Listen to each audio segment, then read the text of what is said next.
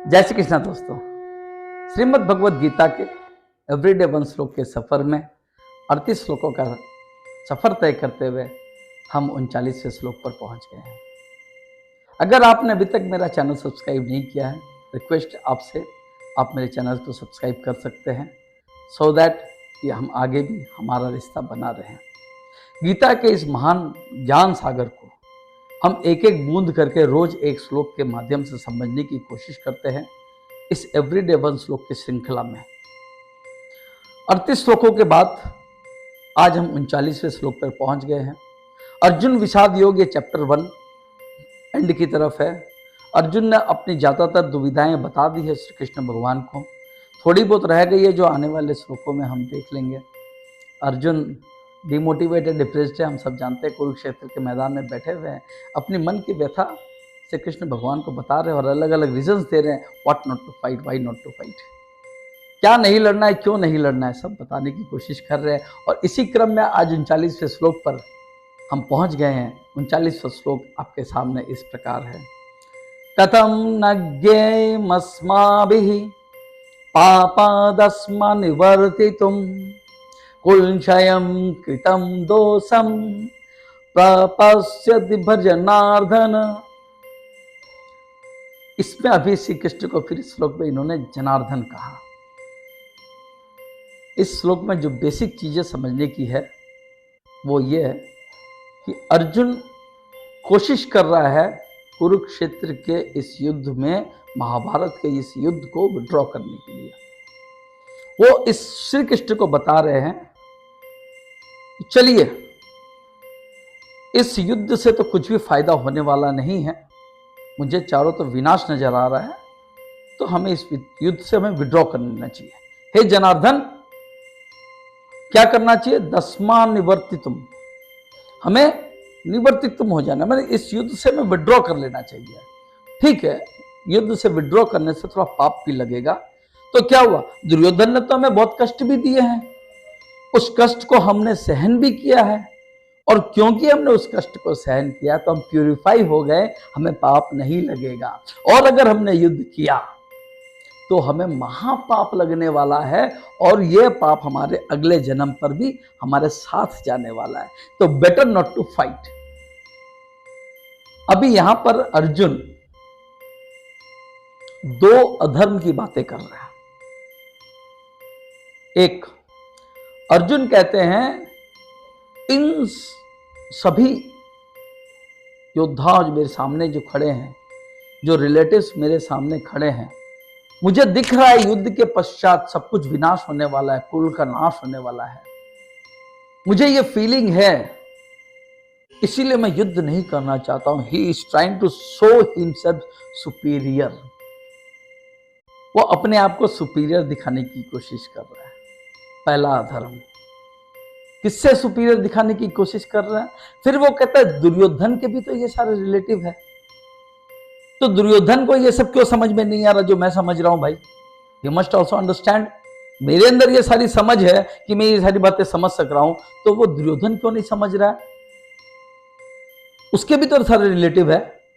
क्यों? क्योंकि वो लोभ से ग्रसित है। दुर्योधन जो है, लोभ की पट्टी उसकी आंखों के सामने पड़ी हुई है, मतलब वो दुर्योधन को इंफीरियर दिखाने की कोशिश कर रहा है। अर्जुन, दूसरे अधर्म की बात, अपने दूसरों की गलतियां गिनाने के चक्कर में दुर्योधन को क्यों नहीं दिख रहा? दुर्योधन युद्ध करने की कोशिश कर रहा है, दुनिया के दुर्योधन के आंखों के सामने पट्टी बंधी हुई है, दुर्योधन कुल का नाश करने वाला है, दुर्योधन ये करने वाला, दुर्योधन वो करने वाला है। दूसरों की गिनती सुनाते सुनाते, दिखाते दिखाते अर्जुन कब खुद अधर्मी हो जा रहे हैं उनको खुद को ही नहीं पता। और क्यों नहीं पता?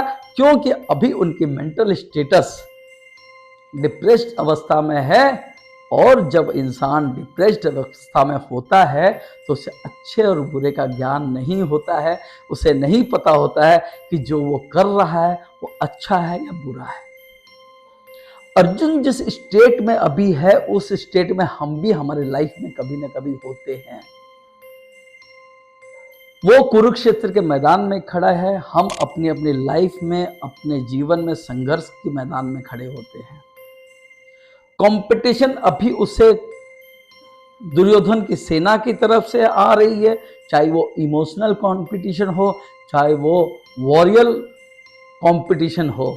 और हमें हमारे जो कर्म क्षेत्र है, जहाँ हम वर्क करते हैं, जहाँ हम काम करते हैं, वहाँ पर कंपटीशन हमारे ऑपोजिट साइड से आता है।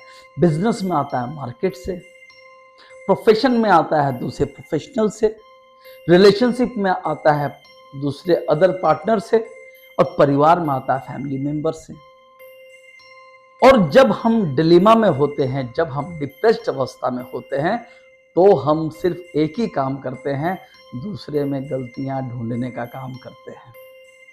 बिजनेस अगर नहीं चल रहा, फेल हो रहा है, तो हम ये नहीं बोलते कि ये हमारी कमी है, हम कहते हैं मार्केट नहीं है यार, इस बार गर्मी बहुत पड़ी थी, नहीं बिका माल, बारिश बहुत हो गई, गड़बड़ हो गया सारा। अलग अलग कारण निकालते हैं। क्या अपने अपने अंदर जो समस्या है उसको हम फील करने की कोशिश नहीं करते हैं, क्योंकि अभी हम डिप्रेस्ड अवस्था में हैं।